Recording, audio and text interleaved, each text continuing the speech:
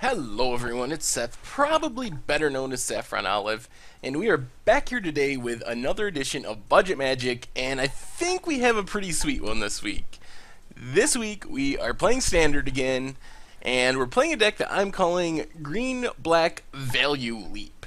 So this deck, as you will see, is built around Evolutionary Leap, a card that had a lot of hype when it was first spoiled, but it hasn't really done much since then. So we're seeing if we can maybe break Evolutionary Leap with this really sweet budget deck. Down on the bottom there, you can see $62 in paper, 24 ticks online. Don't forget, I will have an ultra budget and a non-budget list posted in the article on mtggoldfish.com, so make sure to check those out as well. Anyway, let's talk a little bit about this deck. So, of course, the namesake card, Evolutionary Leap, it's an enchantment, costs 1 and a green, and for 1 green mana you can sack a creature and you reveal cards from the top of your library until you reveal another creature. You put that creature in your hand, put the rest on the bottom of your library.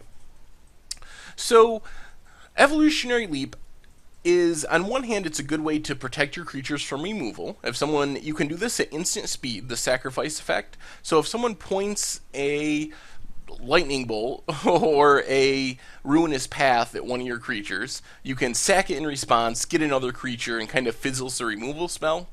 But this isn't really good enough. I guess it's good in control mirrors. We are looking to kind of break this effect by taking advantage of some really sweet enter the battlefield abilities. So the cool thing about enter the battlefield abilities is they're triggered abilities. So when the creature enters the battlefield, the trigger for their ability goes on the stack, and there's a window there that we can pay 1 green mana and sack that creature in response. We still get the triggered enter the battlefield ability, but we also get another creature in our hand. So let me show you these creatures here. These are the 3 main creatures that we're using to generate this advantage. So first off, we got Elvish Visionary, 1 and a green for a 1/1. When it enters the battlefield, you can draw a card. So with Elvish Visionary, we can play it. As soon as it hits the battlefield, we get that draw card trigger. In response, if we want to, we can sack it to Evolutionary Leap and get another creature. So we kind of draw a random card and another creature card from the Evolutionary Leap for the price of 1 and a green, which is a really good deal. It's like build your own divination, and you know that at least one of those cards is going to be a creature. So that's in there just purely for value to help us churn through our deck and always have more cards in hand than our opponent. The Fleshbag Marauder and Merciless Executioner, these are the same card. The Merciless Executioner is a functional reprint of Fleshbag Marauder.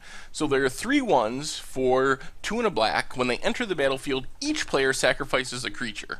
So these are the key cards of the deck. These 8 cards give us a huge advantage against creature decks and generate a ton of advantage. So here's how it works. If we have an empty board, which we tend to do because we can sack things to Evolutionary Leap, so if we have an extra Elvish Visionary around or whatever, we can sack it to make sure our board's empty. And say our opponent has a Siege Rhino, just picking a creature at random, but it can be any creature. Dragonlord Ojutai, Thunderbreak Regent, Soulfire Grandmaster, any creature. So they have a creature, we don't. We take and play the Merciless Executioner, or the Fleshbag Marauder. When it enters the battlefield, that trigger goes on the stack. Each player sacrifices a creature. So normally what would happen is we would have to sack our Merciless Executioner, and our opponent would sack their creature. Well, with Evolutionary Leap, in response to that trigger, we sack it to the Evolutionary Leap. So all of a sudden we have 0 creatures, but our opponent still has a creature, and that trigger's still on the stack. We reveal cards until we find another creature. A lot of times it's another Merciless Executioner or Fleshbag Marauder to do it all over again the next time. And then that trigger is going to resolve, so our opponent has to sack their creature. So this, we basically, with the Evolutionary Leap on the battlefield, for 1 green mana, we turn Merciless Executioner and Fleshbag Marauder into a card that says, target opponent sacrifices a creature, and you draw another random creature from the top of your deck. So it's really crazy value for only 3 mana plus 1 to activate the Evolutionary Leap. So that is the main synergy of the deck. So we also have a few more creatures. We have a single copy of Erebos' Titan. This one is really good in control matchups, and one matchup I was worried about specifically was control because they don't care as much about our Merciless Executioners and Fleshbag Marauders because they're winning with Ugin and spells instead of creatures. So we have a lot of blank cards against control. So having this one Erebos' Titan is a pretty good hedge in that matchup, and it's also a fine creature on its own. It's a 5/5 for 4. Since for a 2-color deck, we can usually cast it pretty easily. And while it might seem like, oh, there's only one copy, we'll probably never draw it, it is easy to find creatures in our deck because we're sacking so many things to Evolutionary Leap that sooner or later we're going to leap into an Erebos' Titan. So that's mostly there as a way just to destroy control matchups because it is indestructible as long as an opponent doesn't control a creature. So an Esper control opponent, for example, often doesn't have a creature and they're wanting to wrath away our board, so they cast a Planar Outburst or something, and it's not going to kill the Erebos' Titan because they don't have a creature on the battlefield. So it's very indestructible against control decks. Sidisi Undead Vizier is a 4/6 for 5 mana, has Death Touch, it has Exploit, so when it enters the battlefield you can sacrifice a creature, and then you get to Demonic Tutor when you exploit. So if you sack a creature, you get to search for any card out of your library and put it in your hand.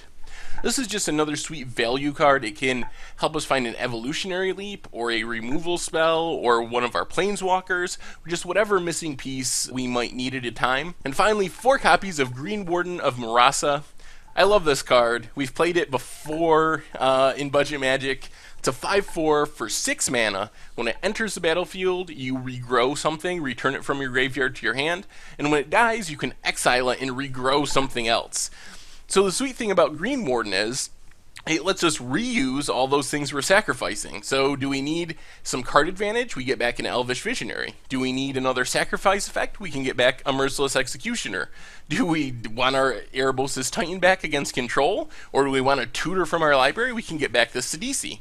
Not only that, but we can just get back a random land. We can get back a random spell. And the cool thing about Green Warden is you don't have to sacrifice or exile him when it dies.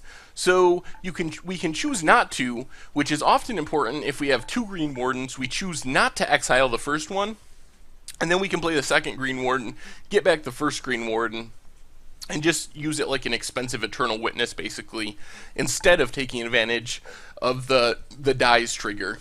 So Green Warden holds everything together and is basically our finisher. It's not super powerful on its own where it's just going to win the game, but the amount of value it generates is just so immense that eventually we're going to overwhelm our opponent. So we do have a few spells too. We have 2 copies of Ultimate Price, destroys a monocolored creature at instant speed for 1 and a black. This is basically because we don't have too much early game interaction, basically. On turn 2, it is possible that if our opponent goes Monastery Swiftspear into Abbot of Carol Keep, we could be too far behind for our sacrifice effects on turn 3 to really take over the game. So Ultimate Price helps in those situations to take down a 1-drop or a 2-drop before we get our engine online. Ruinous Path, same kind of idea. It's here for a really specific problem. One way we can lose, because like I said, we are incredibly good at locking down creatures, but if our opponent is trying to win with Planeswalkers, our sacrifice effects don't do too much. Ruinous Path is a hedge against Ugin and against Gideon and a Flip Jace, all the Planeswalkers that see play in Standard. And it's also sweet because we can get it back with the Green Warden, so even though there's only 2 in our deck, as long as we find one eventually, we can keep getting that one back and keep killing more Planeswalkers with the Green Wardens that we Evolutionary Leap into. 3 Read the Bones, just more card advantage.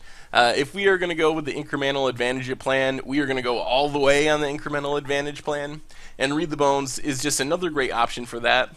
I have come around to the fact that Painful Truce is probably a better card, but it's not better in our deck because we're only 2 colors, and Read the Bones is just strictly better if you're only casting it for 2 colors because you get the 2 scries out of the deal.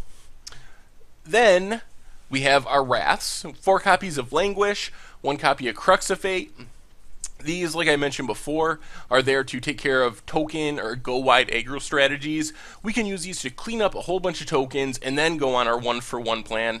Then our finishers, to some extent, in more incremental advantage. We have 2 copies of Ob Nixilis Reignited, Planeswalker, costs 5 black mana, has 5 loyalty.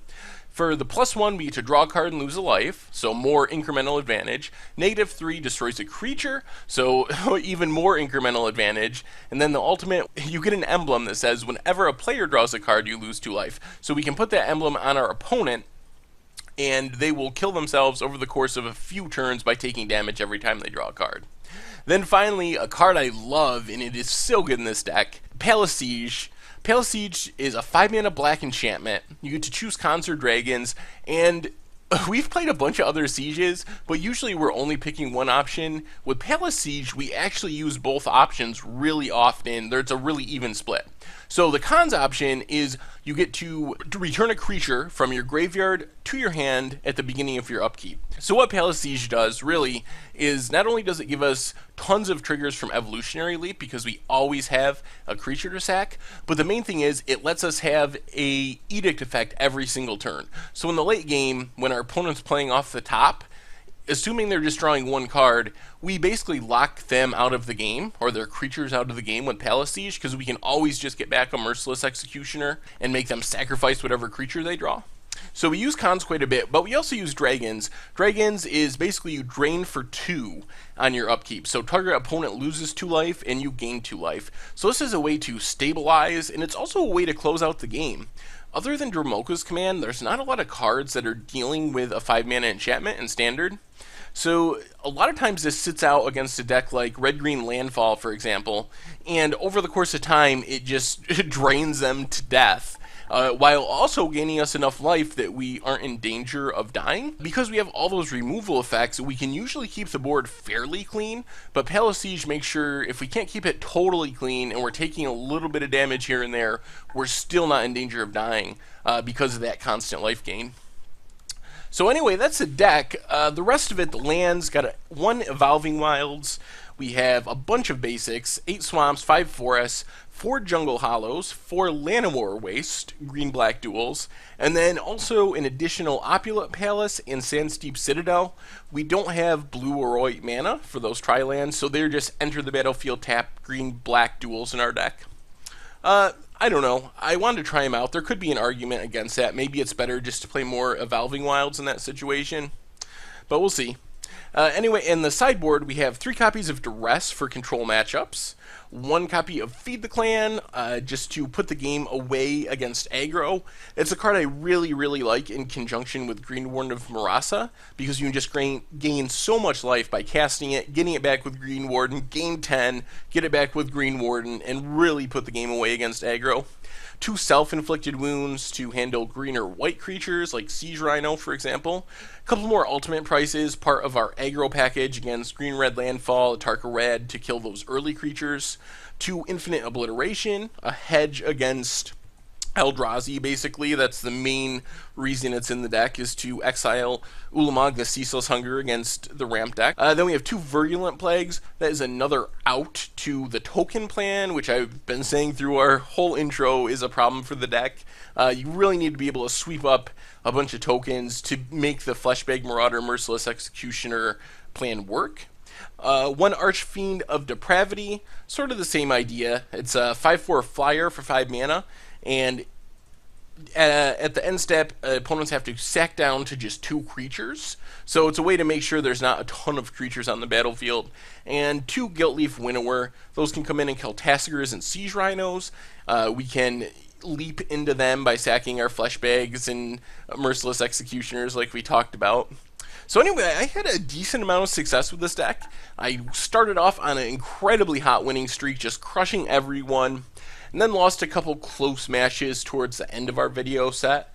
But I feel like this deck is pretty powerful and pretty good, and the fact that we were able to beat both Atarka Red and Esper Control, which in theory should be 2 of our worst matchups, was really exciting, because I know this deck, like, it's got to be able to grind out things like Abzan, Jeskai, the other mid-range decks. We just out-card advantage them, and kill all of their stuff and win. So I feel really good about those matchups. So if we can really win straight up control matchups where our creature removal doesn't do much, and win the aggro go wide matchups where we have to deal with Hordling Outbursts, then I think this deck is really good. So I'm really excited for this deck. And even in the games that we lost, they were really competitive and close. They were like 2-1 losses where if things went slightly better, we would have won. The one thing I did realize is we are still a little soft to Planeswalkers, so I think next time I play this deck, I will up the Ruinous Path count, at least in the sideboard, if not in the main deck, because like Sarkhan the Dragon Speaker totally wrecked us in one match, like a match that we were so far ahead in and easily would have won. That was a one card that we couldn't deal with because we just didn't have enough pressure on board to kill it, and our ultimate prices and that type of removal can't hit it, so and our Wraths can't hit it, which is our normal answer for things. So I think we might need to up the Planeswalker removal count slightly. Otherwise, though, I think this deck is really good. It's really cheap, and it is so much fun to play. I just love the synergy of it and the grind of it. There's so much card advantage, so I definitely recommend checking it out. I think you'll have a blast with it. Anyway, don't forget to check out the article on mtggoldfish.com where it has the ultra budget version, has the non-budget version. mtggoldfish.com is also where all my other articles are.